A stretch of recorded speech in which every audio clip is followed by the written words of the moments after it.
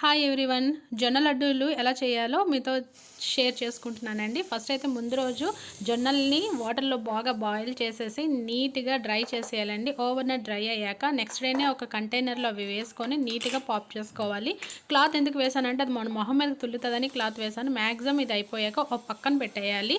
దాని నెక్స్ట్ ఇదే కంటైనర్లో లైట్గా నువ్వులను కూడా రోస్ట్ చేసుకోవాలండి. అది పక్కన పెట్టేశాక లైక్ కోకోనట్ పౌడర్ని కూడా రోస్ట్ చేసుకోవాలి. అది పక్కన పెట్టేశాక చల్లగా అయిపోయాక మిక్సీలో ఆ జొన్నల్ని వేసుకొని ఒక 4 ఏలకులు వేసుకొని బాగా అది పౌడర్ చేసేయాలి. దాంట్లో నువ్వులు బెల్లం వేసి పౌడర్ చేసేసి ఒక ప్లేట్లో తీసుకోవాలి. దాంట్లోనే కొంచెం ఆ కొబ్బరి పొడి, కొంచెం కిస్మిస్, కాజు బాదం పౌడర్ వేసేసి నీట్గా మిక్స్ చేసేసి నెయ్యి వేసుకొని నీట్గా లడ్డూలా చుట్టేసుకోవాలండి. ఇంతే.